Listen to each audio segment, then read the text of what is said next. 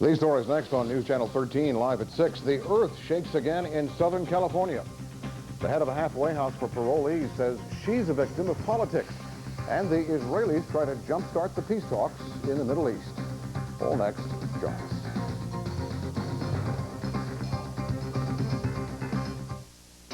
Open the doors, all 4, or 5, or just 2. Because now's the right time to get to your Toyota dealer and get to quality and into a Camry.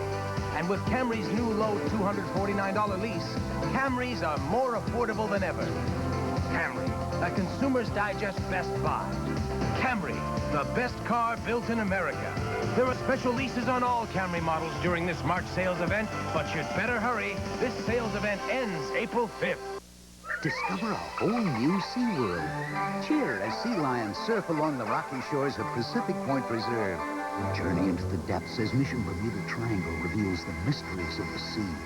Then immerse yourself in the world of gentle giants, manatees, the last generation. And with a splash of laughter and a dash of fun, you'll enjoy Shamu's Happy Harbor. SeaWorld Orlando. Discover it new all over again.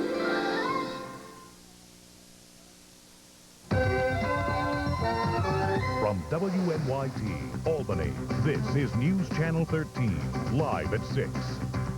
Tonight's top story, Los Angeles rattled hard by another earthquake. This is a picture of the city moments afterward.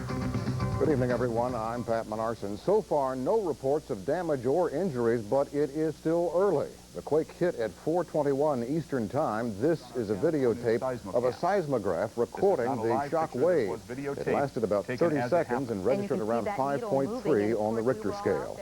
Early indications are that it was another in a long series of aftershocks from the earthquake in L.A. on January 17th. That one had a magnitude of 6.7 and killed 61 people. The January quake tended to pump the land up and down. This one had more of a rolling motion to it, which may have helped to hold down the damage. Again, another earthquake in L.A. this afternoon, but so far no injuries reported and no serious damage. Here at home, a widening divide tonight between state parole officials and a halfway house in the area for parolees known as Horizon House. Its head says the trouble is politics. We have a report from News Channel 13's Elaine Houston. According to published reports, the future of Horizon House, an Albany halfway house, is in jeopardy and could lose the bulk of its funding, $170,000, which comes from its major funding source, the Division of Parole. But according to the head of that halfway house, Enid Siegel, those facts and figures are all wrong.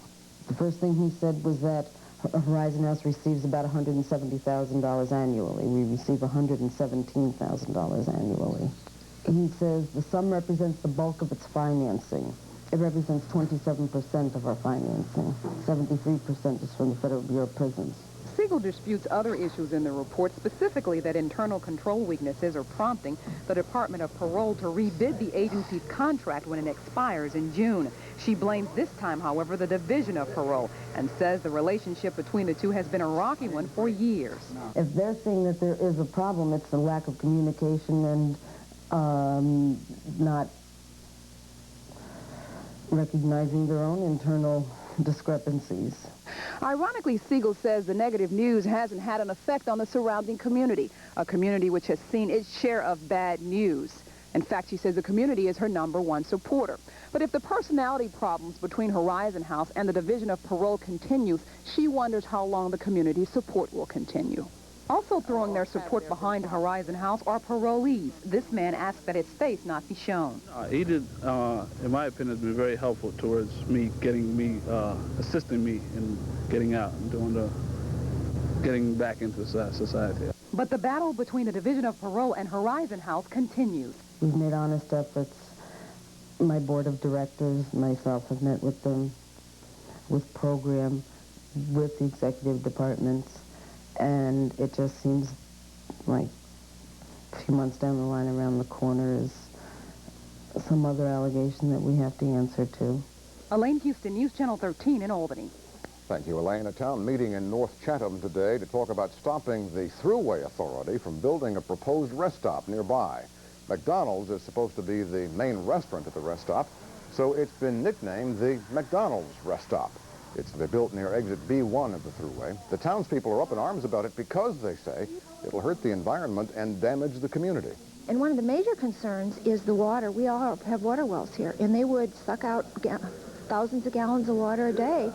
And then they would clean it up, and they say up to 90%, and then they would discharge it, this water they use for dishwashing, toilets, and what have you, into the Valatia Kill, which is the stream that runs through town. And everybody's really worried about that. The townspeople have filed suit against the Thruway Authority in an attempt to stop the construction, and next week they say they'll protest at McDonald's regional headquarters in Latham. In For the White House. That's if you use the I-90 eastbound ramp from Route 9 in Albany.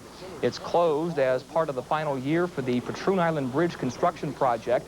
Traffic will be rerouted to 9 West until the project is finished. The DOT has also shut down the right, east, and westbound lanes on 787 interchange of I-90.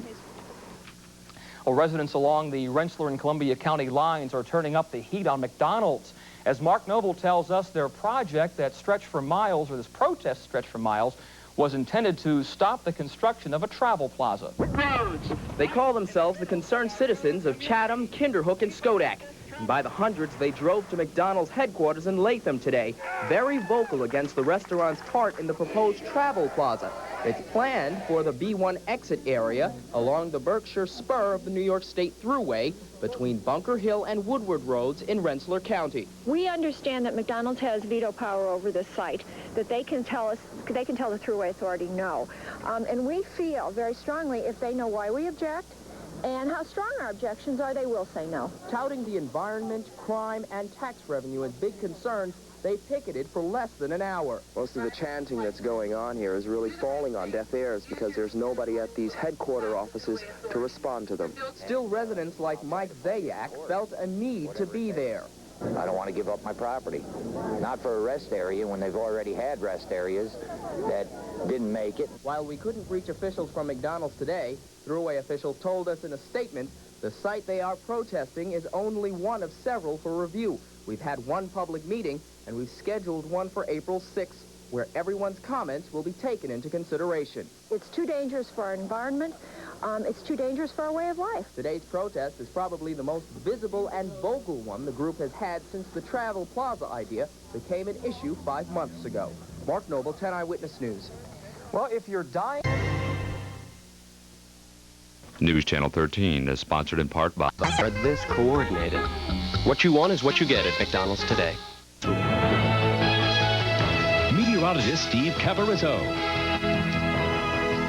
Dan Murphy with sports. This is 10 Eyewitness News at 6 o'clock.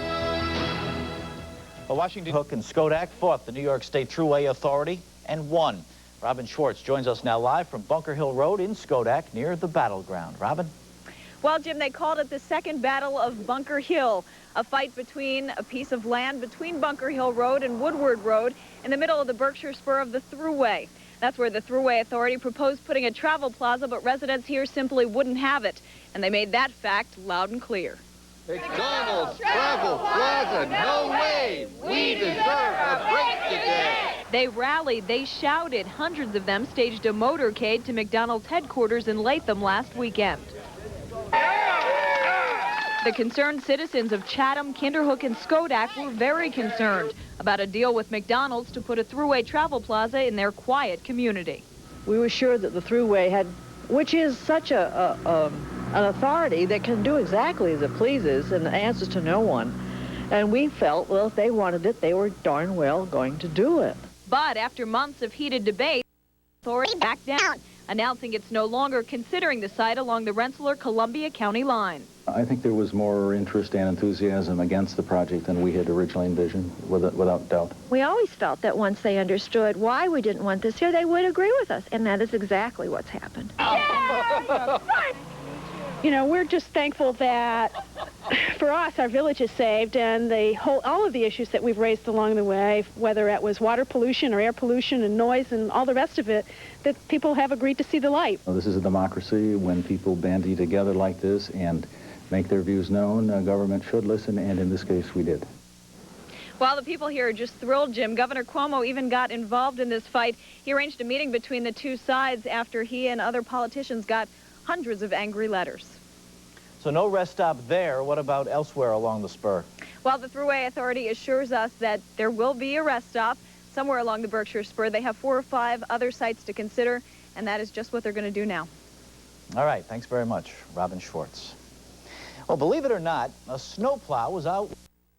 Residents from Schodack, Chatham, and Kinderhook had been vocal in opposing the travel plaza, saying it would disturb the rural character of the area. Now the Thruway Authority has decided to suspend efforts to establish the rest area at the Bunker Hill site. The nation's oldest